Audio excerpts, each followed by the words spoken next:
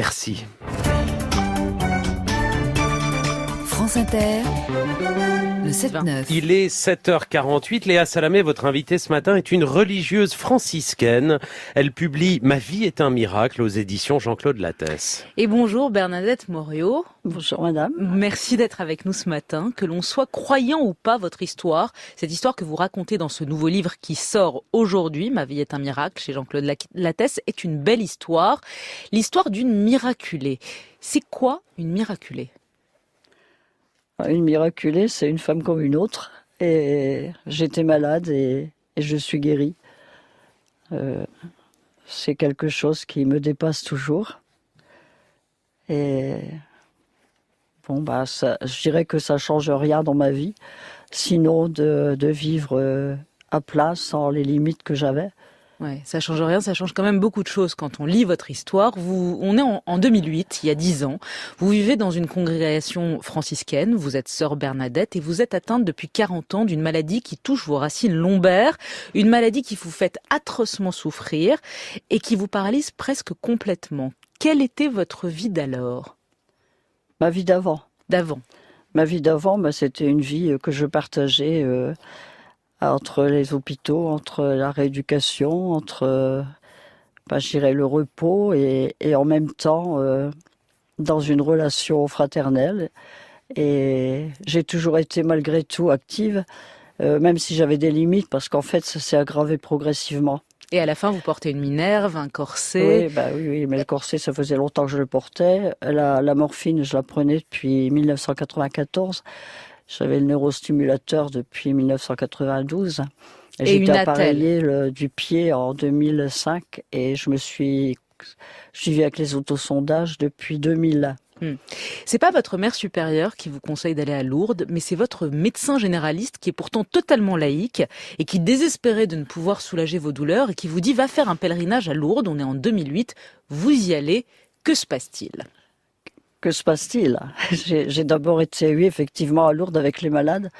Et je dis toujours que ce que j'ai vécu à Lourdes, le plus grand miracle, c'est pas moi. C'est d'abord la fraternité qui se vit entre les malades, les soignants, les pèlerins. Et là, je dirais que la fragilité et le handicap, je dirais, est mis en premier et on ne le cache pas. Et donc j'ai vécu ce pèlerinage à plein avec les malades, en église, à travers les sacrements.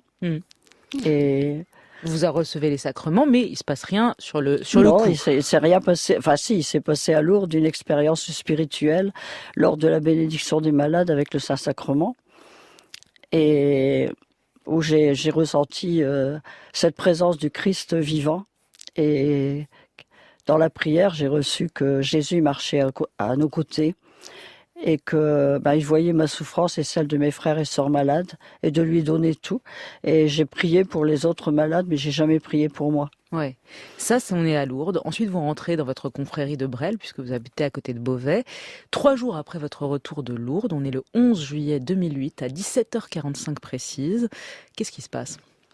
J'étais restée 3 jours allongée pour me remettre du voyage. Et on avait l'adoration dans notre chapelle à la Fraternité. Et j'étais restée en communion avec Lourdes tellement j'en étais revenue en paix et dans la joie de cette expérience que j'avais vécue. Et là, à l'adoration, j'ai ressenti une détente de mon corps et une chaleur qui m'a envahie. Mais je ne savais pas ce que ça voulait dire. Donc j'ai terminé la prière et je suis rentrée dans ma chambre. Et là, j'ai une voix qui m'a dit « Enlève tes appareils ». Et j'ai pensé à l'évangile où Jésus il dit « Lève-toi, prends ton grabat et marche ». Et dans un acte de foi, sans réfléchir, j'ai commencé par enlever la telle du pied et mon pied était redressé, je pouvais le poser. J'ai enlevé le corset, je pouvais bouger sans douleur. Du coup, j'ai arrêté le neurostimulateur, j'ai arrêté la morphine brusquement, sans aucun syndrome de sevrage. Je suis allée aux toilettes et j'avais plus besoin de sonde. Voilà. Mais j'ai été ébranlée, j'ai beaucoup pleuré. J'ai prié, j'étais dans l'action de grâce, mais en même temps j'ai pleuré. Une de vos sœurs, enfin une autre religieuse, vous courez vers elle, Marie-Albertine, Et vous pleurez toutes les deux, ne comprenant pas ce qui se passe. Ouais. Puis vous allez retourner voir votre médecin. Et le lendemain, j'ai marché 5 kilomètres dans la forêt. Et je suis allée voir le médecin 3 jours après, le 15 juillet. Et là, je suis arrivée en larmes à 7 heures du matin en lui disant « Je ne sais pas ce qui m'arrive ». Et je me suis prosternée. Et là, il m'a dit « Je suis heureux ». Donc, il m'a examiné. De fait, j'avais plus de... L'examen clinique était normal. Des médecins, vous allez en voir beaucoup, puisqu'à partir de ce moment-là, va commencer 10 ans d'une grande enquête. Une épreuve, écrivez-vous, très longue, fastidieuse. 10 ans d'enquête de l'Église pour vérifier qu'on est face à un miracle. Il faut dire qu'il y a des centaines de dossiers qui sont déposés tous les ans en disant « je suis une miraculée ». Et il y a seulement 1% des dossiers qui aboutissent. Vous êtes de ceux-là. Il faut réunir 7 critères pour être reconnu comme miraculé par l'Église. Lesquels ? Lesquels ? Il faut que ce soit grave, que ce soit irrémédiable, que ce soit instantané, que j'ai eu aucun traitement curatif et que ce soit dans la durée. Voilà, et à chaque fois, la fameuse phrase, c'est que les médecins, tous les médecins qui vous ont vu, et à la fin l'Église a conclu qu'il n'y a aucune explication scientifique. C'est pas l'Église qui conclut ça. Le Bureau médical international, le Bureau médical de Lourdes, c'est des médecins. C'est pas des laïcs, vous avez. C'est pas des pas forcément des croyants, c'est des médecins de toutes sortes. Et c'est qu'après, quand au plan médical, scientifique, les médecins disent que pour eux il n'y a aucune explication possible parce que aucun malade n'était revenu avec une atteinte neurologique comme j'avais dans la seconde où ça s'est passé. Et du coup, après, quand les médecins ont reconnu scientifiquement, ça arrive à l'évêque de mon diocèse. Qui a reconnu en février dernier que vous étiez miraculé. Ça vous heurte, les sceptiques, ceux qui ne vous croient pas, qui disent c'est pas possible, elle ment ? Comment ? Les sceptiques, ceux qui ne vous croient pas, qu'est-ce que vous leur dites ? J'ai rien à dire. Moi, je suis chargée, je dis toujours comme Sainte Bernadette disait, je suis chargée d'en témoigner, mais pas de le faire croire. Alors j'accueille ceux qui n'y croient pas. C'est sûr que ça peut être un déclic dans ma tête, ça peut être ce qu'on veut. Je respecte. Mais c'est tout, j'accueille la pensée de l'autre, peu importe.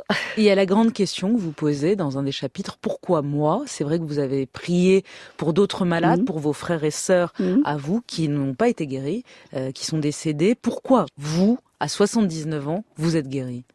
Je ne sais pas, j'ai pas de réponse à vous donner. Pour moi, je reste devant le mystère et je comprendrai que plus tard sûrement. Mais tout ce que je sais, c'est que je pense que c'est pour témoigner et pour... je rencontre énormément de malades à chaque fois que je retourne à Lourdes. Et quand je témoigne, les malades me disent qu'ils repartent avec plus de courage et que c'est pour eux une source d'espérance. Voilà, et je termine sur une phrase que vous écrivez. Pourquoi avons-nous tant de mal à parler des choses de la vie ? Pourquoi dans cette société où tout s'achète et tout se vend, la confidence profonde est-elle si peu accessible ? Comme si notre société d'abondance et de communication générait la pénurie du cœur. Votre livre s'appelle « Ma vie est un miracle ». Il est écrit avec le journaliste du Figaro, Jean-Marie Guénois. Merci beaucoup, Bernadette Mouriot, d'avoir été avec nous et belle journée à vous. Et merci à vous.